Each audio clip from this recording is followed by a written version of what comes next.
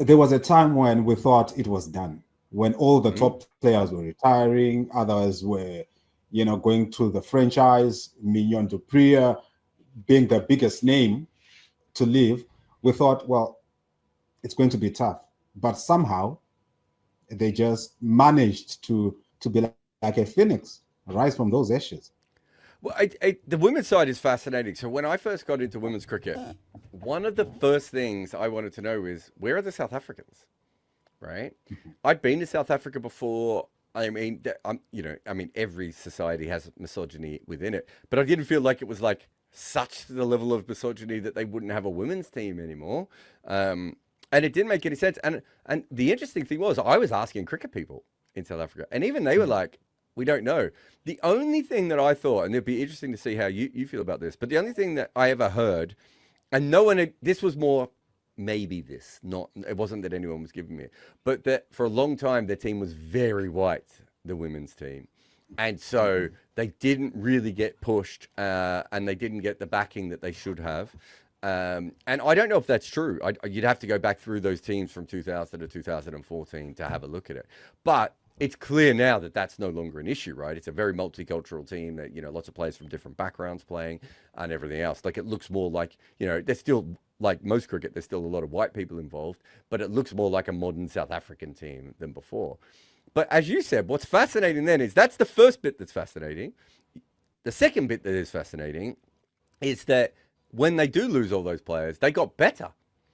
And we talked about this with the Champions Trophy as well. Like you look at that Champions Trophy team and you're like, this isn't the team of stars that won the Champions Trophy. And when they lost some of their best players from the women's team, like Lizelle Lee and the quick, I'm just going to say the quick, they lost her, Dane van Niekerk, as you said, Mignon left. That's like, what, 4 or 5 like top quality players, all getting lost at the same time. And and so suddenly you do have this situation of it should drop off, and instead it goes the other way, and I find that really really fascinating. But you could also say that a little bit with the men at the moment. This is not the biggest named men's team that we have ever seen, right? This is not Callis and Klusner and even Cullinan and McMillan and Pollock and all those sorts of guys. You've got Rabada, right? Outside of Rabada, like who's the second biggest name in this? It's probably Temba now, and they wanted him dropped for 5 years. Like, it's not really a star-studded South African lineup on paper, men's Like or women's. the thing is, my theory with the women is it did not do well because the top schools, the top girls schools, are like, we love hockey, so we are Ah, not investing in that. So even when so you it's look at the pipeline now, mm, it's just girls who are coming from all these other places, and they sort of happen on their own. With the men, I think the best way to look at the side is to look at Corbin Bosch. He's perfect.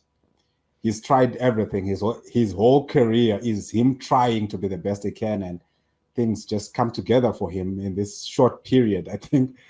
Look, I want the success to go on, but I doubt it's long lasting because, as you said, there are no stars. What do you think? Do you think they can sustain it? that's a really good question. So someone sent me a message when the Substack went out, going, "We have to get this team tested against Australia, England, and India in long series, right?" Like that. They weren't saying that they couldn't beat India because obviously they just had, but like longer series are obviously a better a better judgment there. And I was thinking, I didn't want to say it to this guy, but by the time they do that, there's a chance that this is no longer that good a team. And it's kind of like what happened with New Zealand when they went to Australia, where you're just like, oh, they didn't actually quite go to Australia at their peak, and then Australians are like, we're not taking that seriously. They didn't beat us over here, right? And I think that with that, you definitely have, there is definitely a different kind of issue, all things considered. But yeah, I think you're right. Like the one thing I would say is at the moment, I don't think you need to be that good to be the best team in the world, right? That's not slagging them off, but just Australia doesn't have any batting. India's going through its own crisis. New Zealand dropped off. Pakistan are nowhere to be found. and England, maybe are about to rip the whole thing up and start again. Like, who knows what's about to happen if they go down in Australia, right?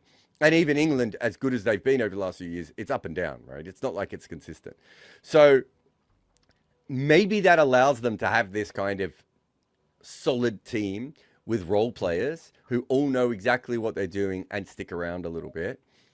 But your point is also well made of like, it's not a team of stars. Like you almost want Brevis and Stubbs,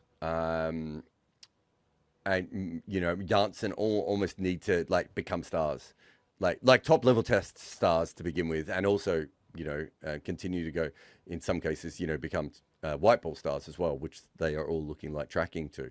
Maybe then you stick around because you've got the role players. You've got the guys who are going to come in, VM Mulder and Corbin Bosch and, all these spinners that they have available to them suddenly.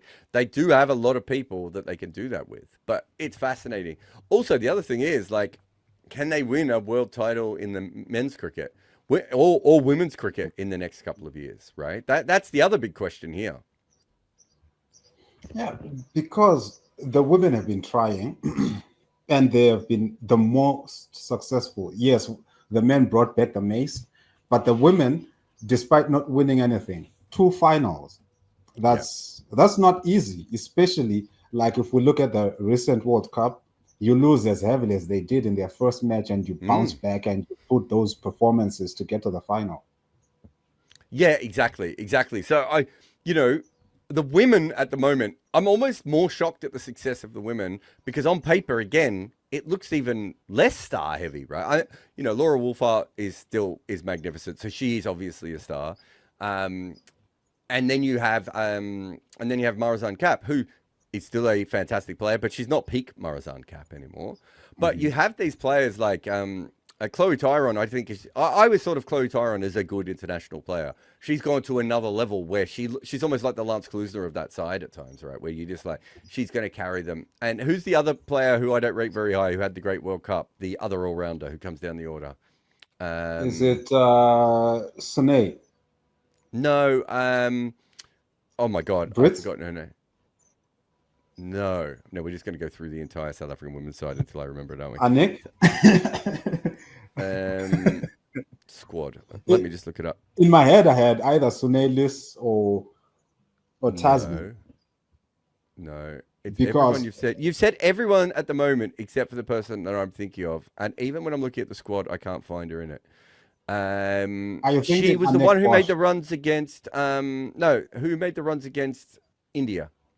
Nadine de Klerk. That's who I mean. Nadine. All right.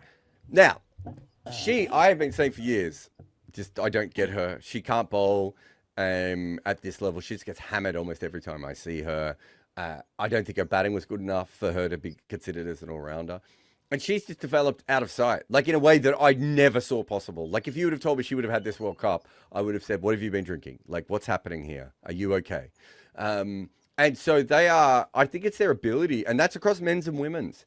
Vian Mulder suddenly becoming like, the GOAT false 3. And, Corbin Bosch, who are like, I remember when, came in, I was like, why is everyone excited about this guy? Like they are finding a way to improve cricketers who have been in the system a long time and haven't really done much. And I think that's it. If you look at the rest of the world at the moment, I don't feel like that's happening as much in other countries, right? There's something that is going on in South African cricket at the moment that is good.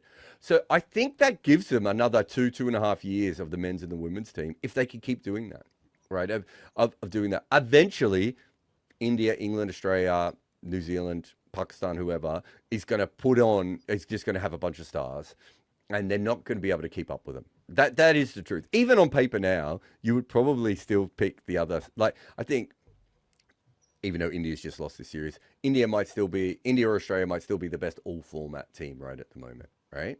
Mm-hmm. If you look on paper, despite the fact that we're sitting here saying that South Africa has actually been better than them. But if you look on paper, you might still go towards that. So yeah, I think it's a complicated one, but it's a very good question. And I think that the thing that I like is, I was having a discussion with someone from one of the other cricket teams. So I don't know if you saw, me and Robbie did a show where we went through and tried to work out who's going to be good in 5 years' time.